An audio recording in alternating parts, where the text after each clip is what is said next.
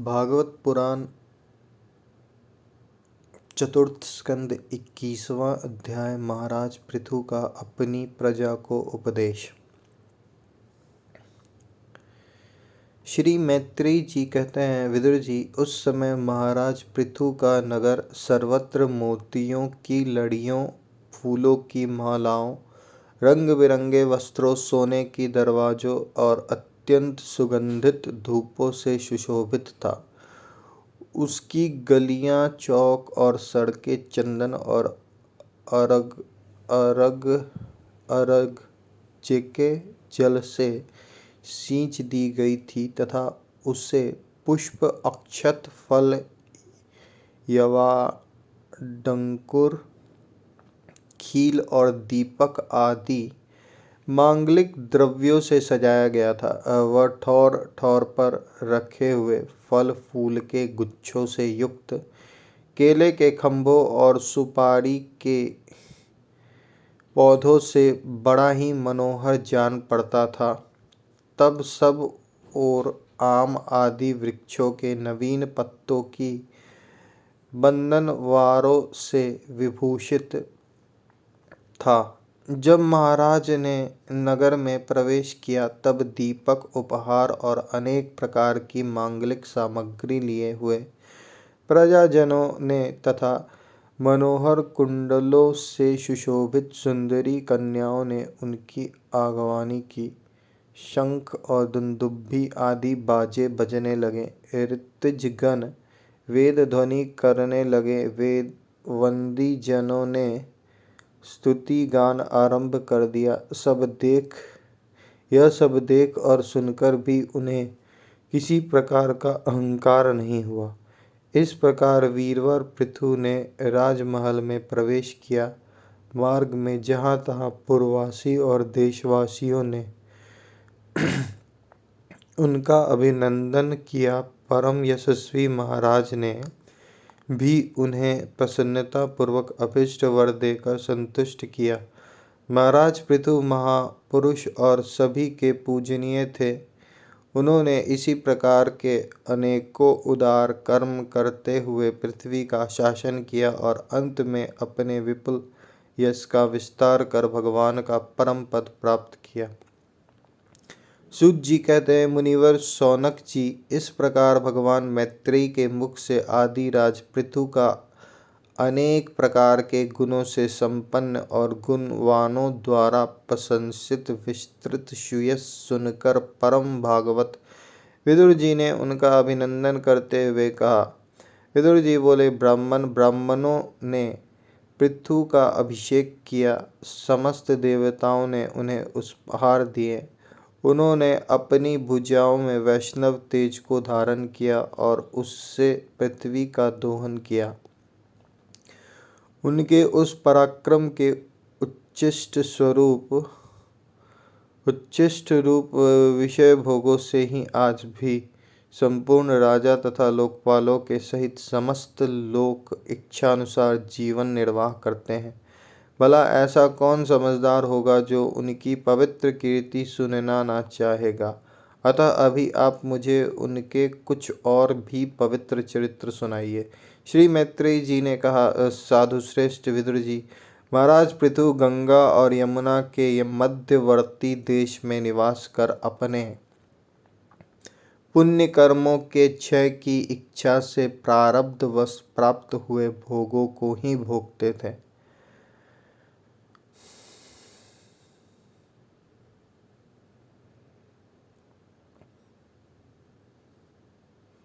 श्री मैत्रेयी जी ने कहा, साधु श्रेष्ठ विदुर जी, महाराज पृथु गंगा और यमुना के मध्यवर्ती देश में निवास कर अपने पुण्य कर्मों के क्षय की इच्छा से प्रारब्धवश प्राप्त हुए भोगों को ही भोगते थे। ब्राह्मण वंश और भगवान के संबंधी विष्णु भक्तों को छोड़कर उनका सातों द्वीपों के सभी पुरुषों पर अखंड एवं अबाध शासन था। एक बार उन्होंने एक महासत्र की दीक्षा ली उस समय वहाँ देवताओं, ब्रह्मर्षियों और राजर्षियों का बहुत बड़ा समाज एकत्र हुआ। उस समाज में महाराज पृथु ने उन पूजनीय अतिथियों का यथा योग्य सत्कार किया और फिर उस सभा में नक्षत्र मंडल में चंद्रमा के समान खड़े हो गए। उनका शरीर ऊंचा, भुजाएं बड़ी और विशाल, रंग गोरा, नेत्र कमल के समान सुंदर और अरुण वर्ण, नासिका सुघड़, मुख मनोहर, स्वरूप सौम्य, कंधे ऊंचे और मुस्कान से युक्त, दंत पंक्ति सुंदर थी। उनकी छाती चौड़ी, कमर का पिघला भाग स्थूल और उदर पीपल के पत्ते के समान सुडौल तथा बल पड़े हुए होने से और भी सुंदर जान पड़ता था। नाभि भवड़े के समान गंभीर थी, शरीर तेजस्वी था, जंघाएं सुवर्ण के समान देदीप्यमान थी तथा पौड़ों के पंजे उभड़े हुए थे। उनके बाल बारीक, घुंघराले, काले और चिकने थे। गर्दन शंख के समान उतार चढ़ाव वाली तथा रेखाओं से युक्त थी और वे उत्तम बहुमूल्य धोती पहने और वैसे ही चादर ओढ़े थे। दीक्षा के नियमानुसार उन्होंने समस्त आभूषण उतार दिए थे। इसी से उनके शरीर के अंग प्रत्यंग की शोभा अपने स्वाभाविक रूप में स्पष्ट झलक रही थी। वे शरीर पर कृष्ण मृग का चर्म और हाथों में कुशा धारण किए हुए थे। इससे उनकी शरीर की कांति भी और भी बढ़ गई थी। वे अपने सारे नित्य कृत्य यथाविधि संपन्न कर चुके थे। राजा पृथु ने मानो सारी सभा को हर्ष से सराबोर करते हुए अपने शीतल एवं स्नेहपूर्ण नेत्र से चारों ओर देखा और फिर अपना भाषण प्रारंभ किया। उनका भाषण अत्यंत सुंदर, विचित्र पदों से युक्त, स्पष्ट, मधुर, गंभीर एवं निशंक था। मानो उस समय वे सबका उपकार करने के लिए अपने अनुभव का ही अनुवाद कर रहे हो। राजा पृथु ने कहा, सज्जनों, आपका कल्याण हो। आप महानुभाव जो यहाँ पधारे हैं, मेरी प्रार्थना सुने। जिज्ञासु पुरुषों को चाहिए कि संत समाज में अपने निश्चय का निवेदन करें। इस लोक में मुझे प्रजाजनों का शासन, उनकी रक्षा, उनकी आजीविका का प्रबंध तथा उन्हें अलग अलग अपनी मर्यादा में रखने के लिए राजा बनाया गया है। अतः इनका यथावत पालन करने से मुझे उन्हीं मनोरथ पूर्ण करने वाले लोकों की प्राप्ति होनी चाहिए जो वेदवादी मुनियों के मतानुसार संपूर्ण कर्मों के साक्षी श्री हरि प्रसन्न होने पर मिलते हैं। जो राजा प्रजा को धर्म मार्ग की शिक्षा न देकर केवल उससे कर वसूल करने में लगा रहता है, वह केवल प्रजा के पाप का ही भागी होता है और अपने ऐश्वर्य से हाथ धो बैठता है। अतः प्रिय प्रजाजन, अपने इस राजा का परलोक में हित करने के लिए आप लोग परस्पर दोष दृष्टि छोड़कर हृदय से भगवान को याद रखते हुए अपने अपने कर्तव्य का पालन करते रहिए, क्योंकि आपका स्वार्थ भी इसी में है और इसी प्रकार मुझ पर भी आपका बड़ा अनुग्रह होगा। विशुद्ध चित्त देवता, पितर और महर्षिगण, आप भी मेरी इस प्रार्थना का अनुमोदन कीजिए, क्योंकि कोई भी कर्म हो, मरने के अनंतर उसके कर्ता, उपदेष्टा और समर्थकों, आप भी मेरी इस प्रार्थना का अनुमोदन कीजिए, क्योंकि कोई भी कर्म हो, मरने के अनंतर उसके कर्ता, उपदेष्टा और समर्थकों को उसका समान फल मिलता है। माननीय सज्जनों, किन्हीं श्रेष्ठ महानुभावों के मत में तो कर्मों का फल देने वाले भगवान यज्ञपति ही हैं, क्योंकि इहलोक और परलोक दोनों ही जगह कोई कोई शरीर बड़े तेजोमय देखे जाते हैं। मनु, उत्तानपाद, महीपति, ध्रुव, राजर्षि प्रियव्रत, हमारे दादा अंग तथा ब्रह्मा, शिव, प्रहलाद, बलि और इसी कोटि के अन्यान्य महानुभावों के मत में तो धर्म, अर्थ, काम, मोक्ष रूप चतुर्वर्ग तथा स्वर्ग और अपवर्ग के स्वाधीन नियामक कर्म फलदाता रूप से भगवान गदाधर की आवश्यकता है ही। इस विषय में तो केवल मृत्यु के दौहित्र वेन आदि कुछ शोचनीय और धर्म विमूढ़ लोगों का ही मतभेद है, अतः उनका कोई विशेष महत्व नहीं हो सकता।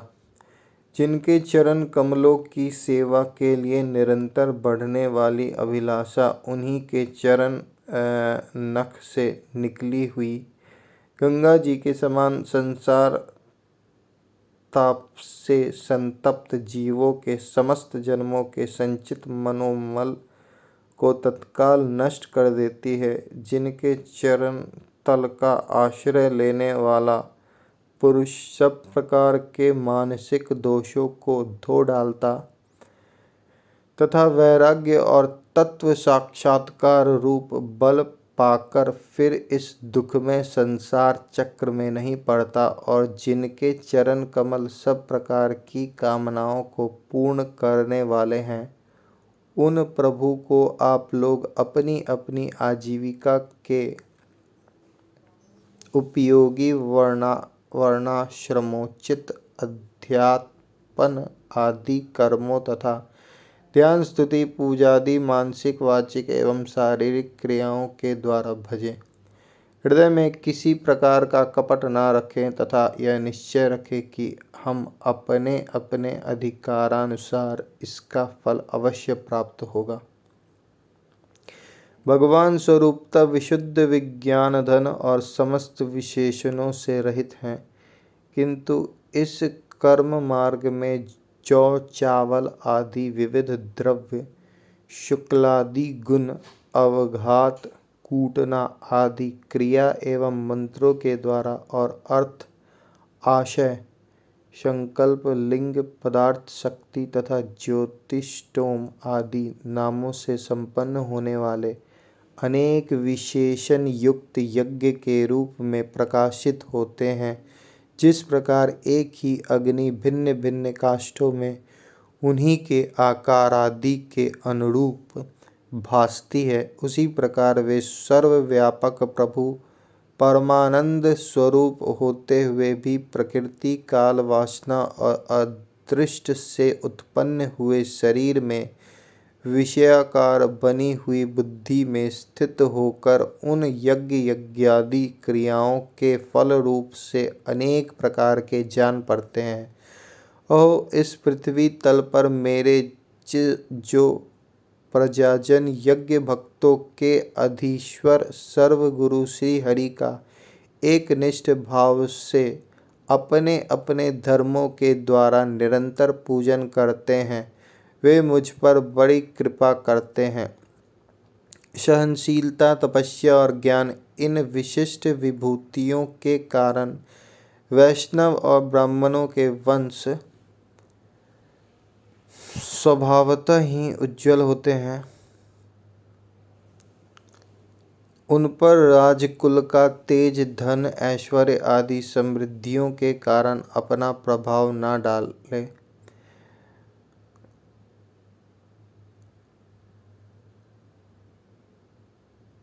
ब्रह्मादि समस्त महापुरुषों में अग्रगण्य ब्राह्मण भक्त पुराण पुरुष श्री हरि ने भी निरंतर इन्हीं के चरणों की वंदना करके अविचल लक्ष्मी और संसार को पवित्र करने वाली कीर्ति प्राप्त की है। आप लोग भगवान के लोक संग्रह रूप धर्म का पालन करने वाले हैं तथा सर्वांतर्यामी स्वयं प्रकाश ब्राह्मण प्रिय श्री हरि विप्र वंश की सेवा करने से ही परम संतुष्ट होते हैं। अतः आप सभी को सब प्रकार से विनय पूर्वक ब्राह्मण कुल की सेवा करनी चाहिए। इनकी नित्य सेवा करने से शीघ्र ही चित्त शुद्ध हो जाने के कारण मनुष्य स्वयं ही ज्ञान और अभ्यास आदि के बिना ही परम शांति रूप मोक्ष प्राप्त कर लेता है।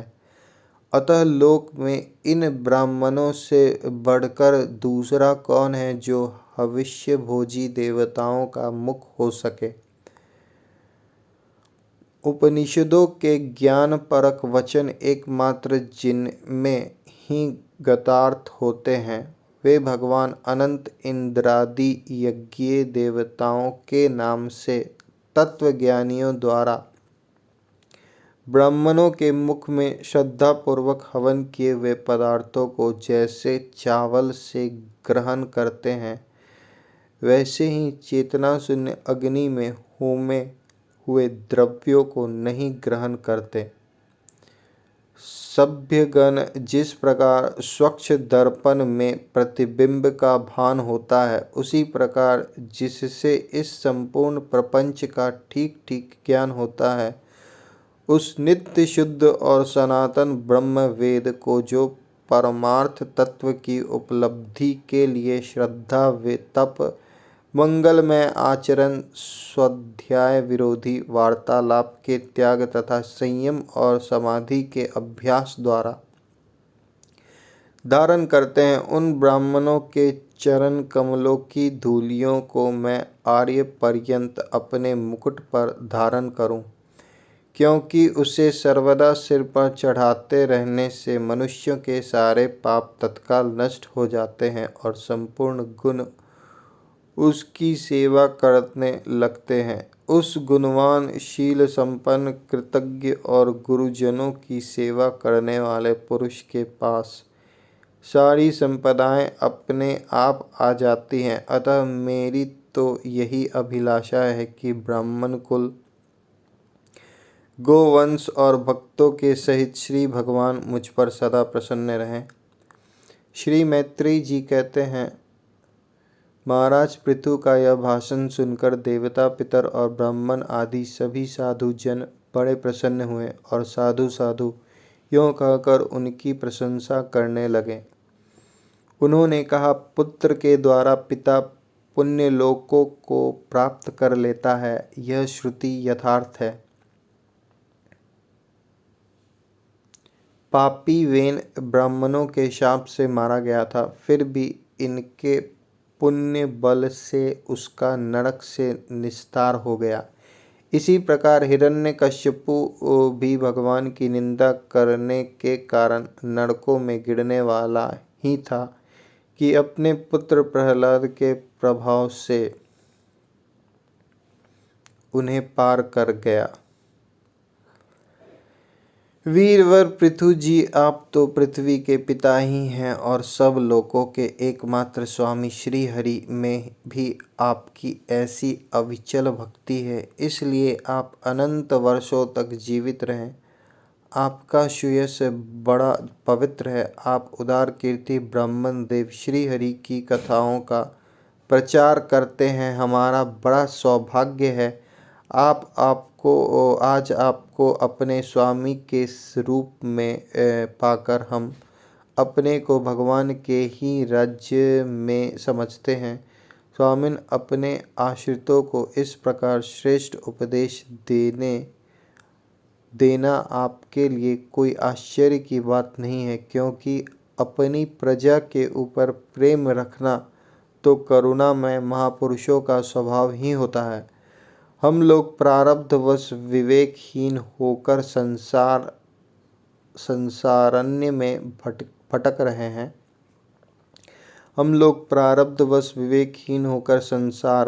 संसारारण्य में भटक रहे हैं।